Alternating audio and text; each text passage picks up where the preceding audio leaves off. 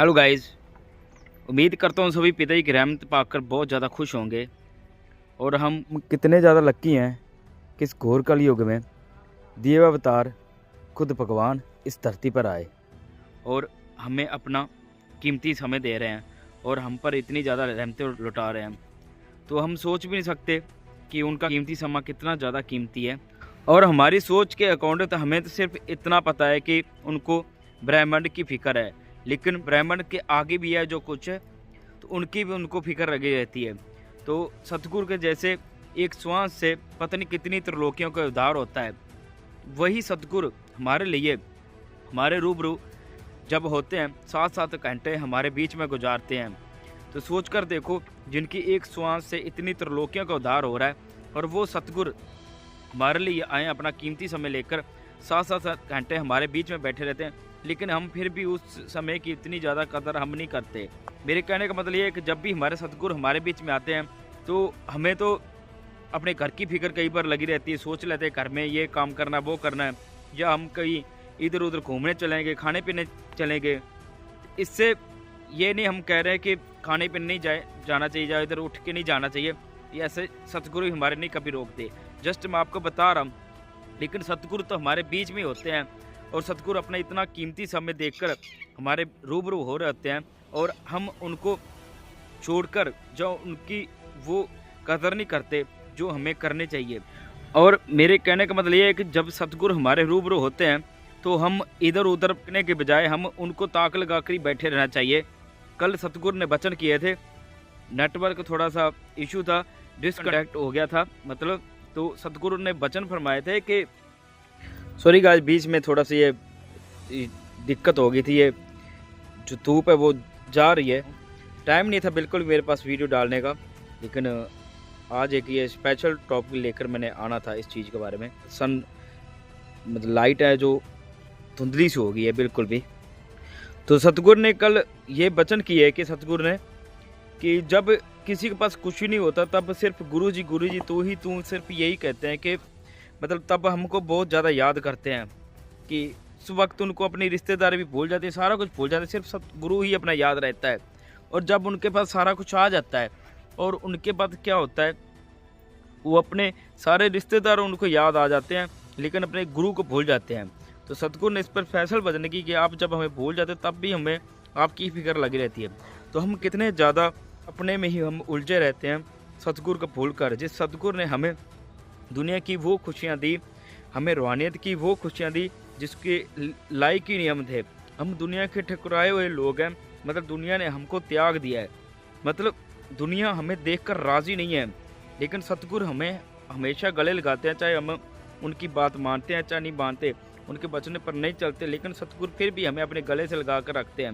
लेकिन सोच कर देखो, जो सतगुरु को भूल कर वापस आते हैं उनको भी सतगुरु गले लगा रहे हैं, और जो सतगुरु के साथ पूरे दिल से लगाएगा, सोच के देखो उसके ऊपर कितनी ज़्यादा और रहमतें होंगी।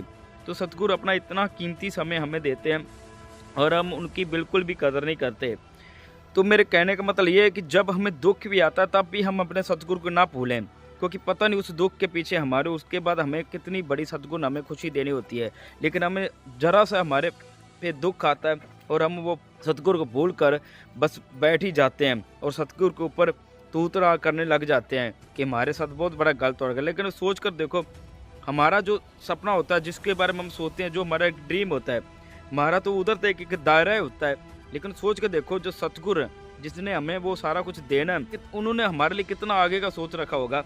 हमें तो एक हमारा दायरा होता है कि हमारे ये मिल जाए ये मिल जाए, लेकिन सोच कर देखो सतगुरु ने हमें वो देना जो हमारे लिए सही होगा। और जब सतगुरु ने सोच रखा होगा उनसे हम ज़्यादा तो हम अपने बारे में सोच नहीं सकते, क्योंकि सतगुरु को तो हमारे आने वाले कल की भी फिक्र रहती है, लेकिन हमें उस चीज़ के बारे में हम नहीं सोचते कि आने वाला कल हमारा कैसा होगा। सो हमारे सतगुरु ने हमें बहुत ही ज़्यादा रहमतें हमारे ऊपर लुटा रखी हैं और उनका हमें हमेशा कर्जदार रहना चाहिए। ये नहीं कि किसी के पीछे लगकर हमें अपने सतगुरु को भूल जाते हैं। कल जो सत्संग में गए, सतगुरु ने बहुत सारे वचन भी किए, उधर स्पेशल कल्चर प्रोग्राम भी था, उसमें बहुत ज़्यादा रहमतें सतगुरु कैसे लुटाते हैं, कैसे कैसे कृष्ण में हमने सुने। तो सोच कर देखो, हमें खुद भगवान मिला, खुद खुदा मिला है, लेकिन उनको हम भूल कर इधर उधर भटकने लग जाते हैं।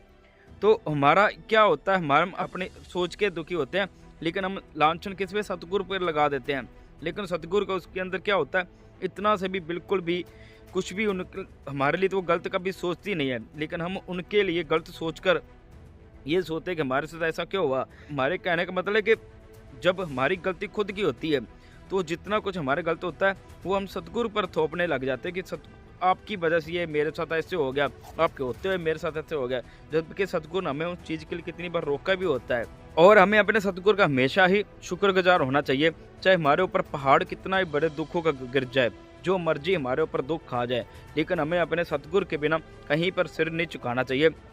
सतगुरु के लिए हमें हमेशा दृढ़ विश्वास रखना चाहिए, क्योंकि हमारे ऊपर एक आपको और सतगुरु ने कल भी इस चीज़ में वचन किए थे कि सतगुरु वचन करते हैं कि आपके ऊपर जो दुख आने वाला होता है हम उनको कंकर बनाकर आपके पास भेजते हैं। तो सोच के देखो, अगर वो कंकर ना बनाकर भेजते, पूरा ही दुख हमारे ऊपर आए, तो सोच के देखो हमारा क्या हाल होगा। और जो हमारे सतगुरु हमारे इतने दुख तकलीफ अपने ऊपर ले रहे हैं, कंकर बनाकर हमें दे रहे हैं, और हम उस कंकर के दुख से आए हम इतने ज़्यादा दुखी हो रहे हैं। सोच के देखो, वो कंकर ना बन के आता, पूरा बन के आता तो हमारा क्या हाल होता। और सतगुरु कंकर बनाकर हमारे पास भेज रहे हैं और खुद अपने ऊपर ले लेते हैं सारा। तो सोच कर देखो हमारे सतगुरु हमारे ऊपर कितनी ज़्यादा रहमतें लुटा रखी हैं। तो हमें कभी भी मन के धक्के नहीं चढ़ना चाहिए, हमेशा सतगुरु का शुक्रगुजार रहना चाहिए, दृढ़ विश्वास रखो मालिक पर हमेशा। तो ऐसा ना हो कहीं हम लोगों की वाह के चक्कर में सतगुरु से हम इतना मुख मोड़ लें कि हमें खुद पर ही लज्जा आने लग जाए। तो एक और बात कहना चाहता हूँ मैं कि जब हमें दुनिया ठुकरा देती है तब हम सतगुरु को ही याद करते हैं, सिर्फ सतगुरु ही हमें याद रहता है। और जब हमारे पास सारी दुनिया होती है, दुनिया की हर एक चीज़ मिल जाती है, कहने का मतलब जैसे हमारे परिवार की खुशी मिल गई, या रिश्तेदार की खुशियाँ मिल गई, जब पैसा वैसा आ गया, तब हम सतगुरु को पीट करके अपने रिश्तेदार को खुश करने में लग जाते हैं। लेकिन जब हमारे ऊपर दुख का पहाड़ आता है, जब रिश्तेदार भी मुंह मोड़ जाते हैं, तब हमें क्या होता है, सतगुरु ही याद आते हैं। और इसलिए अच्छा ये होना, चाहे दुख है चाहे खुशी है, सतगुरु का हमेशा याद रखो, सतगुरु को कभी ना भूलो। अगर हम सतगुरु को भूल जाते हैं, हमें अपने मतलब के लिए सतगुरु याद करते हैं, तो लानत आनी चाहिए हमारे ऊपर। क्योंकि सतगुरु को अगर हम दुख में याद करें तो सुख में भी याद रखो। अगर सुख में हम सतगुरु को याद रखेंगे तो दुख सतगुरु कभी आने नहीं देगा। अगर दुख आ भी गया तो मालिक का शुक्रगुजार किया करो कि सतगुरु ने हमारे पास कंकर बनाकर भेजा है। लेकिन हम फिर भी सतगुरु का अगर उनके ऊपर कुछ ये थोप रहे हैं कि सतगुरु हमारे ऊपर ये क्यों आ रहा है, तो इसके लिए भी हमारे ऊपर लानत होनी चाहिए। क्योंकि सतगुरु ने जो हमारे लिए सोच रखा है, जो हमें जिस दुख तकलीफों से निकाल रहे हैं, तो वो तो हमारी सोच से भी परे हैं। लेकिन सतगुरु को हमेशा याद रखो, चाहे दुख है चाहे सुख है। सुख में तो याद रखना ही रखना है, लेकिन दुख में भी वैसे ही याद रखो जैसे हम हमेशा हंसते खेलते हुए याद रखते हैं। सतगुरु के साथ जब रूबरू होते हैं हम कितने ज़्यादा खुश होते हैं। जब दुख आ रहा है तब भी हमें वैसे ही खुश होना चाहिए, और सुख के टाइम तो हमें सतगुरु का हमेशा शुक्राना करते ही रहना चाहिए। तो इसलिए ये ना हो कि जब दुनिया हमें ठुकरा रही है तब भी हम सतगुरु को जी करें, और जब दुनिया हमारे पास है तो हम सतगुरु को मतलब का यूज़ करें। तो सतगुरु को कभी यूज मत करो। सतगुरु तो फिर भी हमारे लिए दयालु है, हमेशा वो हमारा लिए वो रहमतें लुटाते रहेंगे। लेकिन हमें अपना सोचना चाहिए कि सतगुरु क्या है, जो हमें दो जहाँ का खुद खुदा मिला है, खुद भगवान मिला है, तो उसकी हम कदर भूल जाते हैं। तो इसलिए चाहे जिस हाल में मर्जी हो, सतगुरु को हमेशा याद रखो, उनका हमेशा शुक्राना करते रहो। सो सभी से रिक्वेस्ट है कि दृढ़ विश्वास रखो, सतगुरु पर हमेशा उनके गुणगान गाते रहा करो, सतगुरु की रहमतों को कभी भूला मत करो। क्योंकि सतगुरु ने अगर सोच कर देखो हमारे ऊपर कोई दुख आया तो सतगुरु ने उस पहाड़ जैसे दुख को रोक रखा होगा। जरा से दुख आने पर हम सतगुरु को भूल जाते हैं, जो इतना बड़ा पहाड़ वाला दुख आने वाला होता है, पहाड़ जितना, तो वो सोच के देखो वो हमारे ऊपर आ जाए तो हमारा क्या हाल होगा। तो हम तो एक हमारा तो एक दायरा होता है, सोच कर देखते हैं कि हम छोटी सी चीज़ के लिए हम परेशान हो जाते हैं, लेकिन सोच कर देखो सतगुरु ने हमारे लिए कितना ज़्यादा कुछ सोच रखा होगा। क्योंकि सतगुरु ने स्पेशली कल वचन किए थे कि जो भंडारे में इतना ज़्यादा टाइम लग गया, इनका पता आपको आने वाले टाइम में लगेगा आपको क्या मिला है और क्या आप लेकर जा रहे हो। तो सभी से रिक्वेस्ट है कि सेवा सिमरन करते रहो, माल पर दृढ़ विश्वास रखो। सतगुरु का एक एक कीमती श्वास इतना ज़्यादा कीमती होता है जो हम सोच तक नहीं सकते। तो हम उनकी हर जब भी हमारे रूबरू होते हैं तो उनकी हम कदर किया करें, उनके वचनों पर हमेशा चले करें जैसे सतगुरु वचन करते हैं। तो हमारे एक क्या होता है, हम जो सोच लेते हैं हमारा एक सिर्फ दायरा होता है, लेकिन सतगुरु ने हमें क्या देना है वो सतगुरु ही जानते हैं। जो सतगुरु ने सोच रखा है तो हम कभी सोच नहीं सकते। जो हम सोचते हैं कि हमें ये मिल जाए वो मिल जाए, वो हमारे तक ही है, लेकिन सतगुरु ने जो सोच रखा है वो हम उस तक कभी पहुंच नहीं सकते कि सतगुरु ने हमारे लिए क्या सोच रखा है और क्या हमें देना है, किस दुख तकलीफों से हमें सतगुरु ने बचाना है। प्लीज़ जो भी कल भंडारे पे गए हैं, जिन्होंने भी सतगुरु के दर्शन किए, प्लीज़ सभी नारा जरूर लगाना। और मैं आपकी एक और बात बताना चाहता हूँ, मैंने कल ब्लॉग इसलिए शूट नहीं किया था क्योंकि जब हम दरबार के अंदर हमने एंट्री की थी तो मेरा मन ही नहीं किया बिल्कुल भी कैमरा उठाने का, फ़ोन उठाने का बिल्कुल दिल ही नहीं किया।